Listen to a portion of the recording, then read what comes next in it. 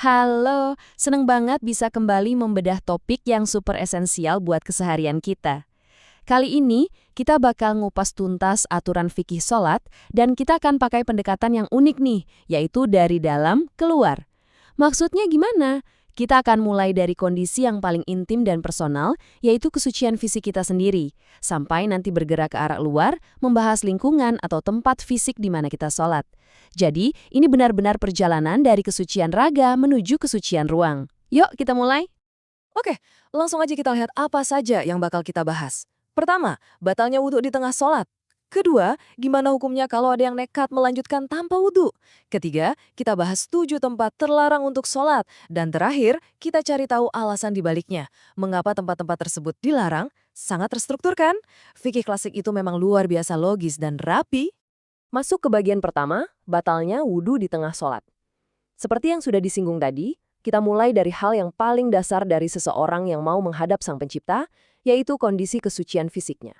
Nah, supaya pembahasannya berbobot, kita akan langsung merujuk pada teks-teks fikih klasik yang otentik ya. Jadi bukan sekedar opini. Membedah naskah asli yang sudah jadi fondasi pemahaman Islam selama berabad-abad itu penting banget supaya kita dapat kepastian hukum yang benar-benar kokoh dan gak cuma meraba-raba. Mari kita perhatikan teks hadisnya. إذا وجد أحدكم في بطنه شيئا فأشكل عليه أخرج منه شيء أم لا فلا يخرجن من المسجد حتى يسمع صوتا أو يجد ريحا. Artinya sangat jelas, wudhu dan salat itu batal jika seseorang membuang angin atau mendengar suaranya. Menariknya, aturan simpel ini sebenarnya adalah obat penawar untuk penyakit was-was. Islam memberikan batasan yang pasti, berbasis pada panca indera, untuk menentukan kapan tepatnya kesucian seseorang itu benar-benar dianggap hilang. Jadi selama nggak ada bukti nyata dari suara atau baunya, wudhu tetap sah. Gampang kan? Sekarang, apa yang terjadi kalau kesucian itu hilang justru saat kita lagi asyik-asyiknya ibadah? Nah, bagian ini nih yang sangat menarik untuk dibahas. Apa konsekuensi hukumnya?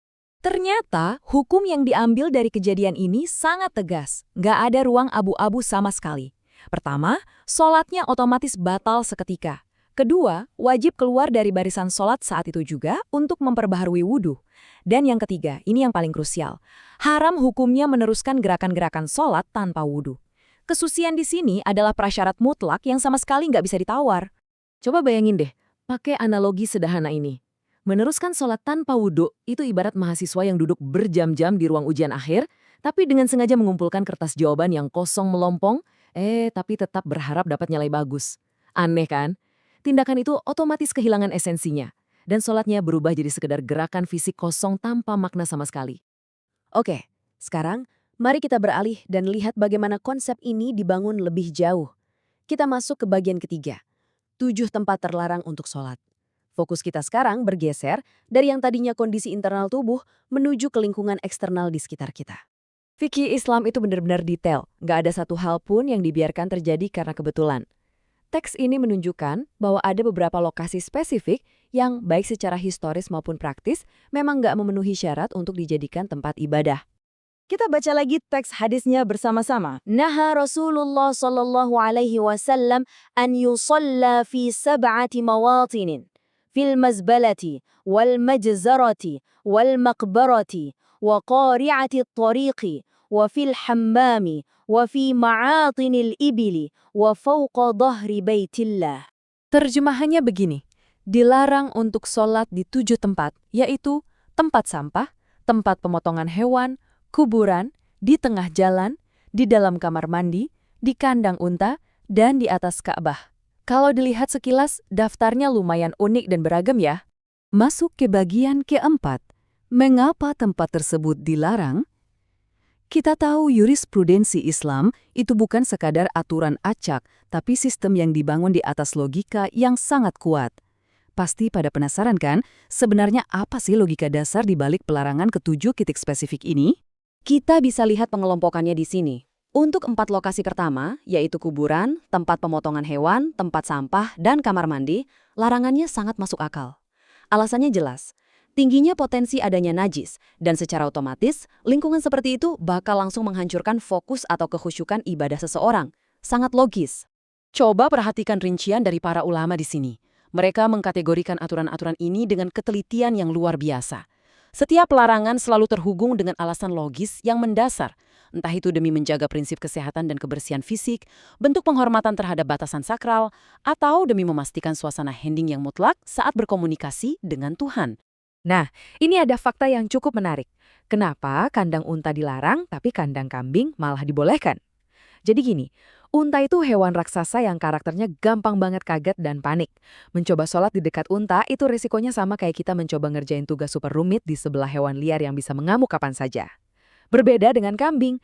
Kambing itu relatif jauh lebih tenang, hampir kayak kucing peliharaan, jadi nggak akan tiba-tiba memecah konsentrasi sholat. Dan ilustrasi tadi mengantarkan kita dengan sangat pas ke poin selanjutnya, larangan sholat di tengah jalan. Di sini alasannya sama sekali bukan karena jalanan itu najis, melainkan murni karena hilangnya fokus atau khusyuk. Mengharap ketenangan batin di tengah lalu lalang kendaraan itu mustahil, persis kayak kita mencoba membaca dan memahami buku fisika kuantum yang super rumit, tapi posisinya di tengah pasar tradisional yang lagi ramai dan kacau. Nggak bakal masuk kan? Yang terakhir, larangan sholat di atas atap Ka'bah. Alasan dibalik ini murni bersifat spasial dan matematis. Sholat itu kan mensyaratkan seseorang untuk secara fisik menghadap arah kiblat, yaitu Ka'bah itu sendiri.